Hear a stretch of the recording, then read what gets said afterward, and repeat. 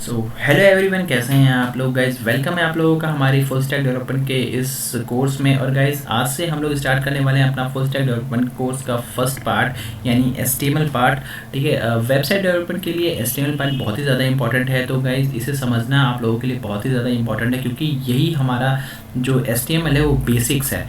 ठीक है, website development का बेसिक है। इसके बिना कोई भी वेबसाइट जो है सो डेवलप नहीं हो सकती। सो गाइज इसको समझना बहुत ही ज़्यादा इंपॉर्टेंट होता है। सो इसको ध्यान से समझिएगा और बेहतर होगा कि आप एक कॉपी और पेन लेके बैठ जाएं, या फिर हमारे इन नोट्स को पीडीएफ फॉर्म में डाउनलोड कर लें, या फिर इन्हें अपनी कॉपी पेन में उतार लें, ताकि बाद में आप लोगों को ये पॉइंट्स याद रहें। और आप लोग अगर इंटरव्यू देने जाएं और कोई इंटरव्यूअर आपसे ये क्वेश्चंस पूछे कि एस्टीमेट क्या होता है, इसका क्या यूज़ है, तो आप लोग उसको ये आंसर्स बता पाएँ और सेलेक्ट हो जाएं।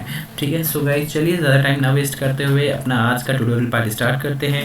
एंड मैं आप लोगों को बताता हूँ कि एस्टीमेट क्या होता है। सो गाइस चलिए स्टार्ट करते हैं।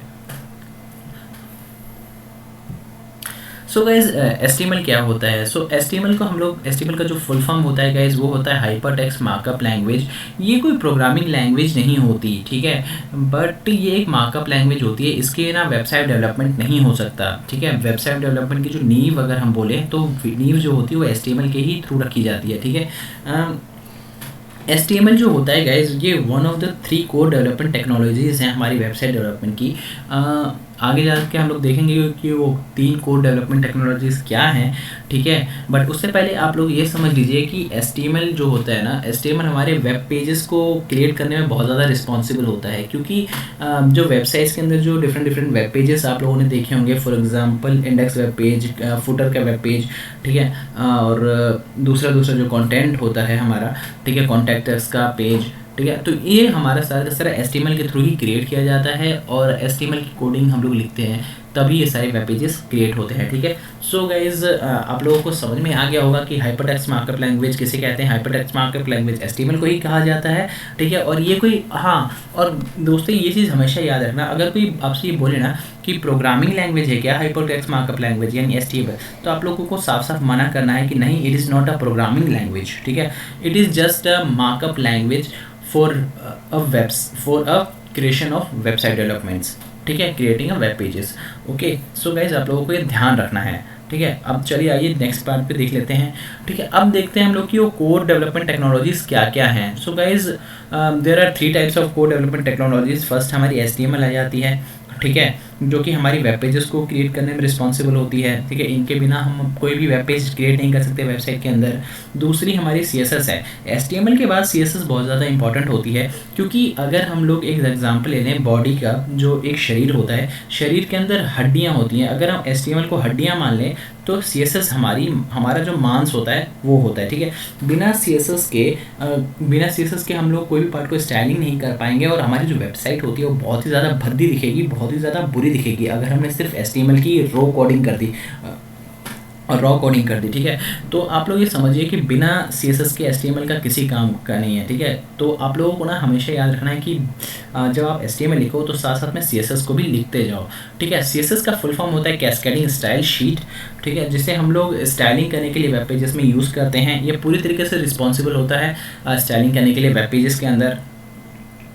ओके, और तीसरा जो हमारा होता है वो होता है जावास्क्रिप्ट। जावास्क्रिप्ट का क्या काम होता है, इसकी जो रिस्पॉन्सिबिलिटी वो इतनी होती है कि ये जो फंक्शनैलिटीज़ है हमारी उनको ऐड करता है एचटीएमएल एलिमेंट्स में और वेब पेजेस में। ठीक है, तो गाइज जितने भी हम फंक्शनैलिटीज़ देखते हैं एडिंग जावास्क्रिप्ट की, उसे वो ऐड कर देता है हमारे एचटीएमएल एलिमेंट्स के थ्रू वेब पेजेस में। ठीक है, सो गाइज ये 3 चीज़ें हमारी कोर डेवलपमेंट टेक्नोलॉजीज में आती है, एचटीएमएल, सीएसएस, जावास्क्रिप्ट। ओके, अब देखते हैं कि एचटीएमएल को किसने डेवलप किया था। गाइज ये एक बहुत ही ज़्यादा इंपॉर्टेंट पॉइंट है, क्योंकि इंटरव्यूअर्स कभी कभी पूछ देते हैं कि who is the developer of HTML. ठीक है, तो आप लोगों को ये नाम याद रखना चाहिए। एचटीएमएल जो डेवलप किया था उनका नाम था सर टिम बर्नर-ली ने। ठीक है, इन 1991।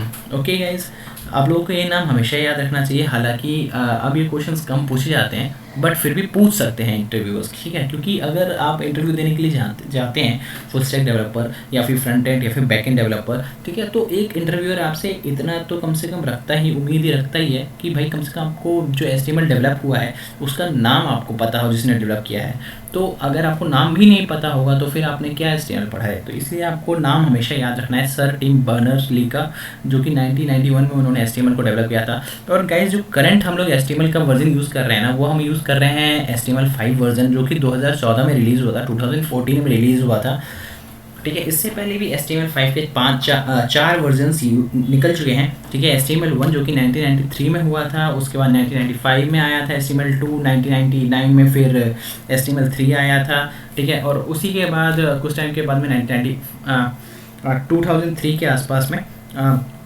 HTML4 का वर्जन आ गया था, ठीक है। बट अभी हम लोग करंट जो 2014 में जो HTML5 का वर्जन चल रहा है वो हम यूज़ कर रहे हैं। एंड HTML5 और HTML4 में ना बहुत ज़्यादा डिफरेंस है, वो भी हम आप लोगों को आगे डिस्कस करेंगे कि क्या डिफरेंसेस हैं, ठीक है। बट अभी के लिए हम लोग इतना ही फिनिश करते हैं। ये हमारा HTML का इंट्रोडक्शन पार्ट था कि HTML क्या होता है, ठीक है।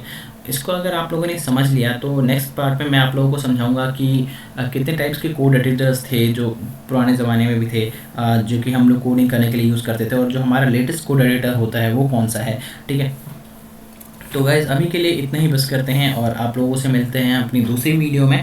तब तक के लिए आपको मैंने ये जो नोट्स पढ़ाए हैं, ठीक है, आप लोग इनको थोड़ा लिख लीजिए और इनको आप लोग याद कर लीजिए, ताकि आगे जाके जब हम लोग आगे अपनी प्रैक्टिस करते रहें तो आप लोगों को कम से कम ये पॉइंट्स याद रहें। तो गाइज़ मिलते हैं नेक्स्ट वीडियो में, तब तक के लिए बाय बाय, अपना ध्यान रखिएगा, नमस्कार।